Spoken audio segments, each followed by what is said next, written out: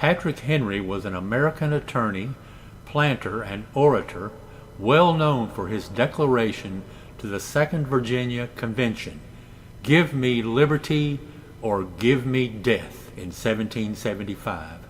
A founding father, he served as the first and sixth post-colonial governor of Virginia from 1776 to 1779 and from 1784 to 1786. In 2018, Jim Marsh decided to take an old audio recording of himself and make this video. Mr. President, no man thinks more highly than I do of the patriotism as well as abilities of the very worthy gentleman who just addressed the House. But different men often see the same subject in different lights, and therefore I hope it will not be thought disrespectful to those gentlemen if, entertaining as I do opinions of a character very opposite to theirs, I shall speak forth my sentiments freely and without reserve. This is no time for ceremony. The question before the House is one of awful moment to this country. For my own part, I consider it nothing less than a question of freedom or slavery, and in proportion to the magnitude of the event, ought to be the freedom of the debate. It is only in this way that we can hope to arrive at truth and fulfill the great responsibility which we hold to God and our country. Should I keep back my opinions at such a time, through fear of giving offense, I should consider myself as guilty of treason towards my country and of an act of disloyalty toward the majesty of heaven, which I revere above all earthly kings. Mr. President, it is natural to man to indulge in the illusions of hope. We are apt to shut our eyes against a painful truth and listen to that siren until it transforms us into beasts. Is this the part of wise men engaged in an arduous struggle for liberty? Are we disposed of that number of those who, having eyes, see not, and having ears, hear not the things which so nearly concern our temporal salvation? For my part, whatever anguish of spirit it may cost, I am willing to know the whole truth, to know the worst, and to provide for it. I have but one lamp by which my feet are guided, and that is the lamp of experience. I know of no way of judging of the future, but by the past. In judging by the past, I wish to know what there has been in the conduct of the British ministry for the last 10 years to justify those hopes with which gentlemen have been pleased to solace themselves in the House. Is it that insidious smile with which our petitions have been lately received? Trust it not, sir. It will prove a snare to your feet.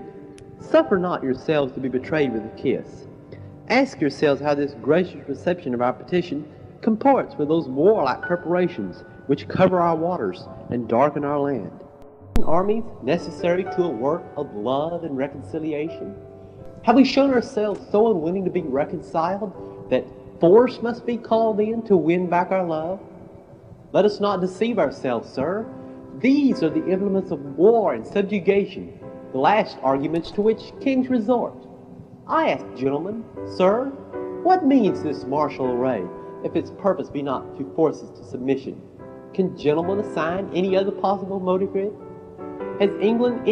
Has Great Britain any enemy in this quarter of the world to call for all this accumulation of navies and armies? No, sir, she has none. They are meant for us. They could be meant for no other. They are sent over to bind and rivet upon those chains which the British ministry have been so long forging.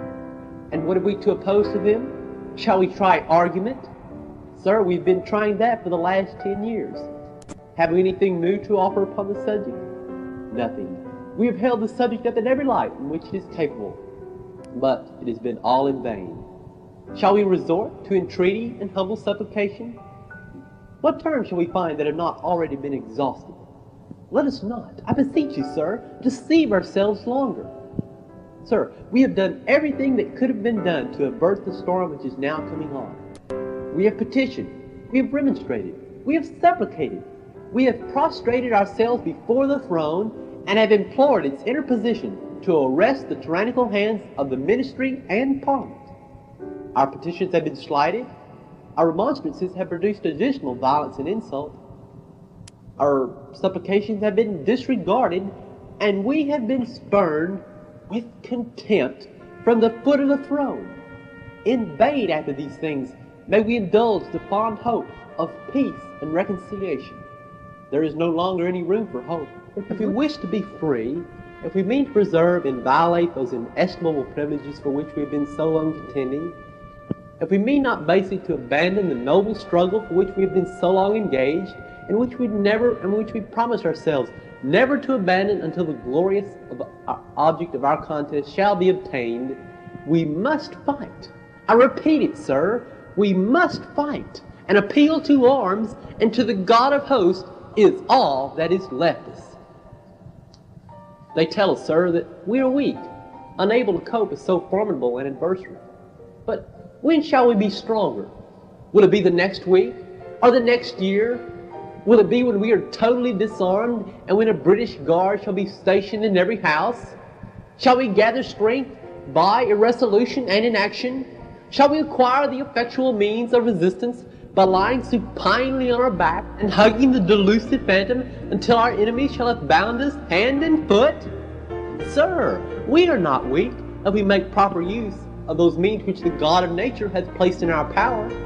3 millions of people, armed in the holy cause of liberty, and in such a country as that which we possess, are invincible by any force that our enemy can send against us. Besides, sir, we shall not fight our battles alone. There is a just God who presides over the destinies of nations, and who will raise up friends to fight our battles for us. The battle, sir, is not to the strong alone. It is to the active, the vigilant, the brave. Besides, sir, we have no election. If we are base enough to desire it, it is now too late to retire from the contest. Our chains are forged. Their clanking may be heard on the plains of Boston. The war is inevitable. And let it come. I repeat it, sir. Let it come. It is in vain, sir, to extenuate the matter. Gentlemen may cry, peace, peace. But there is no peace. The war is actually begun. The next gale that sweeps from the north will bring to our ears the clash of resounding arms. Our brethren are already in the field. Why stand we here idle? What is it that gentlemen wish? What would they have? Is life so dear, or peace so sweet, as to be purchased at the price of chains and slavery? Forbid it, Almighty God. I know not what course others may take, but as for me, give me liberty or give me death.